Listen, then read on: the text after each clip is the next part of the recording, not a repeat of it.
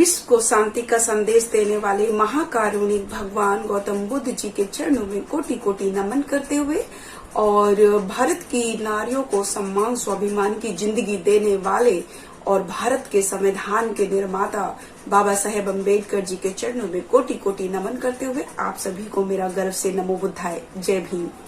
साथियों, जैसा कि आप सब जानते हैं कि एसएम न्यूज के द्वारा बुद्ध और उनके धम्म की एक सीरीज चलाई जा रही है।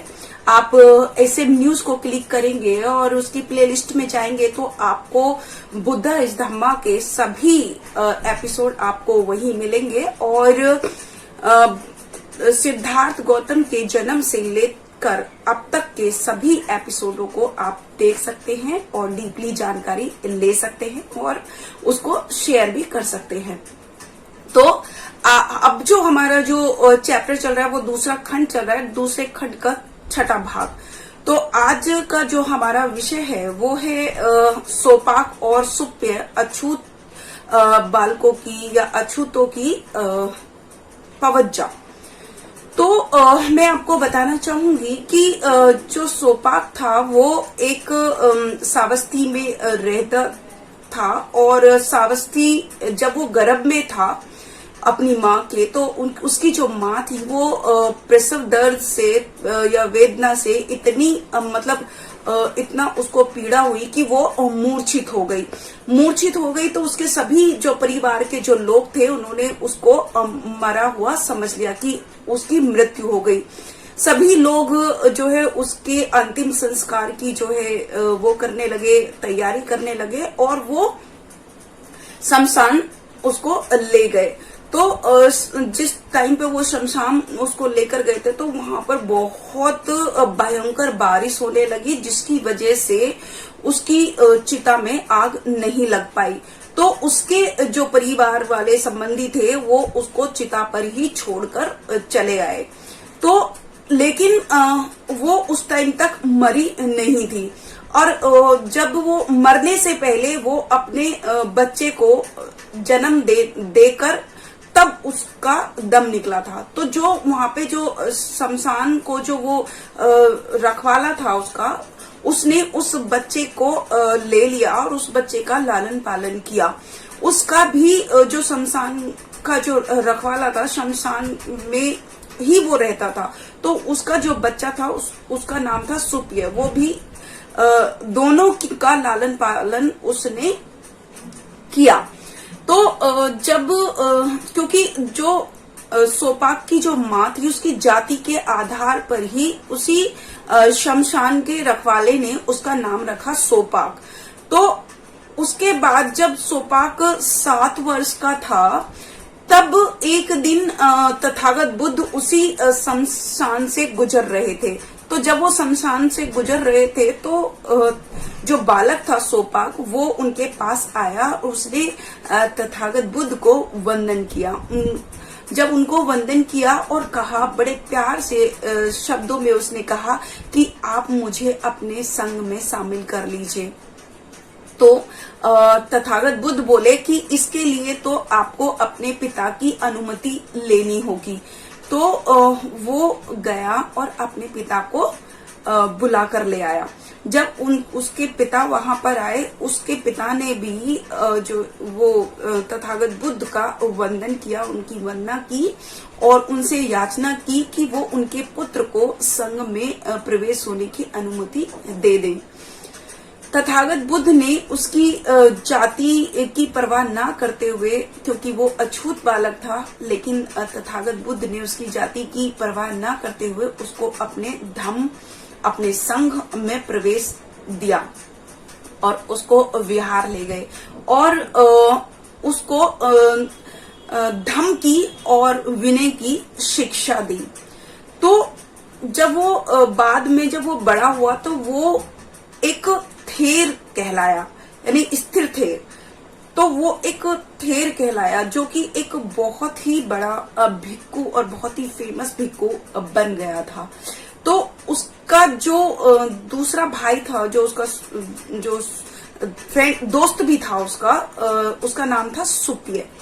तो जब वो दोनों का जो बचपन साथ में ही गुजरा था तो वो भी वहां पर आया, तथागत बुद्ध के वहां पर आया और उसने भी अपने जो दोस्त था उसका, जो उसका मित्र था, जो उसका भाई उसको कह सकते हैं कि वो उसका भाई जो सोपाक था वो एक महान भिक्खु बन गया था। तो उसने अपने दोस्त से याचना की कि वो उसको भी पवित्र कर दे।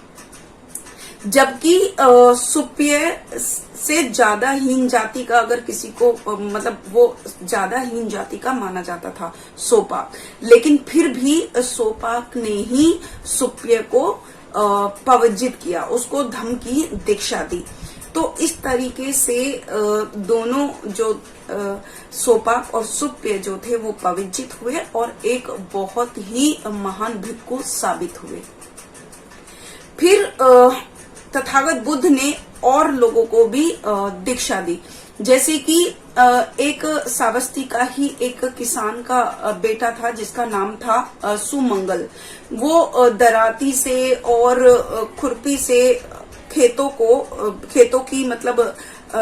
की देखभाल करता था और उन्हीं खेतों से उसकी वो मजदूरी करता था और उन्हीं खेतों से उसकी जीविका चलती थी। तो तथागत बुद्ध ने के शरण में वो आया और उसकी भी जाति की कोई परवाह ना करते हुए उसको भी तथागत बुद्ध ने पवित्र किया। फिर एक और जो जिसका नाम था छन, जो कि सुद्धोधन के महल में दास था।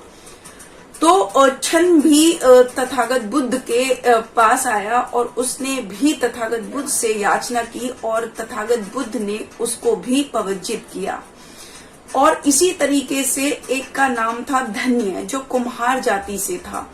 तो वो भी तथागत बुद्ध के पास आया और उसने भी तथागत बुद्ध से धम्म की दीक्षा लेनी चाहिए और उनके संग में वो भी शामिल हो गया और तथागत बुद्ध ने उसको भी पवित्र किया।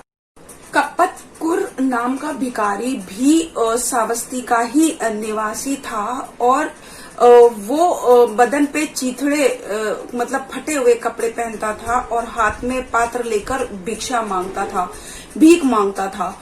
और उसका नाम भी कपितकुर इसीलिए पड़ा क्योंकि कपितकुर का मतलब है कि जो चीथड़े और चावल, यानी कि उसका नाम भी कपितकुर इसीलिए पड़ा कि वो चीथड़ों में जो है भीख मांगा करता था। तो वो भी तथागत बुद्ध के पास आया, उसके ऊपर भी तथागत बुद्ध ने करुणा बरसाई और उसको भी पवित्र किया। तो ऐसी सुमंगल की तो पवित्र की और भी बहुत सारी निम्न जातियों की तथागत बुद्ध ने पवित्र उनको भी दी, क्योंकि तथागत बुद्ध जो हैं कभी भी जाति में विश्वास नहीं करते थे, क्योंकि वो कहते थे कि सभी इंसान जो है मनुष्य जो है सभी समान हैं और सभी को शिक्षा और दीक्षित होने का हक है, अधिकार है। जिस शिक्षा से ब्राह्मणवादी व्यवस्था ने सभी लोगों को दूर रखा था, उसी शिक्षा को तथागत बुद्ध ने सभी को दिया था। चाहे आप उसकी नाई की बात कर लीजिए, उपाली नाई को भी पवित्र किया और सुमित जो था, जो सफाई कर्मचारी था, उसको भी तथागत बुद्ध ने उसकी जाति को भी ना देखकर उसको भी पवित्र किया। और इसी तरीके से सोपाक और सुप्पे की भी पवित्र हुई और तथागत बुद्ध ने छन की और धन्य की और सुमंगल की और कपितकुर की भी पवित्र, उनको भी पवित्र दी। और ये सभी लोग जो है तथागत बुद्ध के महान भिक्खु बनके साबित हुए। तो तथागत बुद्ध इतने करुणामयी थे कि वो सभी का दुख दूर करना चाहते थे। तो इस तरीके से ये जो हमारा चैप्टर है यही समाप्त होता है और इसी चैप्टर में हम एक और चैप्टर की बात करेंगे, जिसमें तथागत बुद्ध ने जो कुष्ठ रोगी था, जो राजगृह में रहता था और उसका नाम था सुप्रबुद्ध। तो उसको भी उसकी धम्म दीक्षा। तो तथागत बुद्ध एक बार जो है राजगृह के वेलवन वन में विहार कर रहे थे और वहां पर लोगों को धम्म दीक्षा दे रहे थे। तो जब धम्म दीक्षा दे रहे थे तो उनके आसपास सभी जो है बहुत भीड़ इकट्ठी हो गई। तो जो कुष्ठ रोगी था वो उसने सोचा कि इतनी भीड़ इकट्ठी हो रही है, जरूर यहाँ पर खाना मतलब खाने के लिए कुछ भीख बट रही होगी। तो वो ये सोचकर वो भी वहां पर आया। लेकिन जैसे ही वो वहां पर आया उसने देखा कि वहां पर तथागत बुद्ध धम्म उपदेश दे रहे हैं। तो उसने सोचा कि चलो यहाँ पर खाने के लिए तो कुछ नहीं बट रहा, लेकिन यहाँ पर धम्म उपदेश जो तथागत बुद्ध दे रहे हैं, क्यों ना मैं भी ये धम्म उपदेश सुन लूं। तो वो भी एक कोने में जाकर बैठ गया और वो भी तथागत बुद्ध के धम्म उपदेश सुनने के लिए कोने में जाकर बैठ गया। तथागत बुद्ध ने सभी के चित्त को जाना और देखा कि कौन जो है धम्म उपदेश सुनना चाहते हैं। तो ऐसे उन्होंने कहा कि धम्म को कौन समझ सकता है। तब तथागत बुद्ध ने देखा कि एक कोने में जो कोढ़ी है उसको देखकर उन्होंने जाना कि इसको धम्म का बोध हो सकता है। उसी को ध्यान में रखते हुए तथागत बुद्ध ने धम्म उपदेश देना शुरू किया, जिसका विषय था दान और सदाचरण।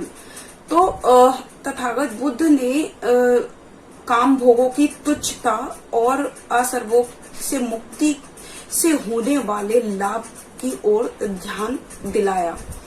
जब तथागत बुद्ध ने देखा कि जो कुष्ठ जो रोगी है सुप्रबुद्ध, उसका चित्त हल्का हो गया है, वो मुक्त हो गया है, वो जो है सत्य उल्लासपूर्ण हो गया है और वो सभी चीजों से मुक्त हो गया है, तब तथागत बुद्ध ने सर्वोत्कृष्ट धम्म देशना दी।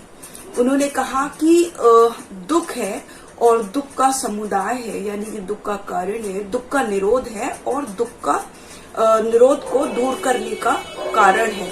तो इस तरीके से तथागत बुद्ध ने उसको धम्म की दीक्षा दी और उन्होंने ये जाना कि जो एक सफेद कपड़ा जो बिना धब्बे वाला होता है उस पे जिस तरीके से रंग चढ़ जाता है, उसी तरीके से जो कुष्ठ रोगी है उस पर भी उसने भी सत्य के दर्शन कर लिए हैं, वो भी सत्य को जान गया है, वो उसको भी सत्य का आभास हो गया है। तो जब उसको सत्य का आभास हो गया था तो वो तथागत बुद्ध के पास आकर बैठा और उसने तथागत बुद्ध ने उसको धम्म उपदेश दिया, धम्म देशना दी। और फिर वो कुष्ठ रोगी जो था सुप्रबुद्ध, उसने कहा कि अद्भुत है तथागत, अद्भुत। उन्होंने ऐसा कर दिया है कि जैसे कोई उल्टे पड़े को कोई सीधा कर देता है, जैसे कोई भटके हुए को कोई रास्ता दिखा देता है, जैसे कोई अंधेरे में प्रकाश भर देता है, ऐसे ही तथागत बुद्ध ने मेरे जीवन में प्रकाश भर दिया है। तो मैं तथागत बुद्ध की शरण में जाता हूँ, मैं धम्म की शरण में जाता हूँ और मैं संघ की शरण में जाता हूँ। इस तरीके से वो अपने आप को बहुत ही उल्लासपूर्ण, बहुत ही शांति और बहुत ही सुख उसके चेहरे पर दिखता है और वो तथागत बुद्ध की याचना करता है, उनकी वंदना करता है और उनको धन्यवाद देता है कि तथागत बुद्ध की वजह से आज मैंने सत्य को जान लिया है। तो इस तरीके से तथागत बुद्ध ने सुप्रबुद्ध की को धम्म दीक्षा दी और वो उस धम्म दीक्षा का लाभ उठाकर वो वहां से उठकर फिर वो चला जाता है बुद्ध की याचना करने के बाद। तो आज का जो हमारा चैप्टर है वो यही समाप्त होता है। कल फिर से एक नए चैप्टर के साथ आपके सामने उपस्थित होंगी सुबह 9 बजे SM न्यूज पर। तब तक के लिए मैं शकुन बौद्ध अपनी वाणी को विराम देती हूँ। आप सभी को मेरा गर्व से नमो बुद्धाय, जय भीम। अगर आपने अभी तक हमारा चैनल सब्सक्राइब नहीं किया है तो सब्सक्राइब करें और घंटी का बटन बिल्कुल भी दबाना ना भूलें ताकि सभी लेटेस्ट खबरें पहुंच सकें आप पे सबसे पहले।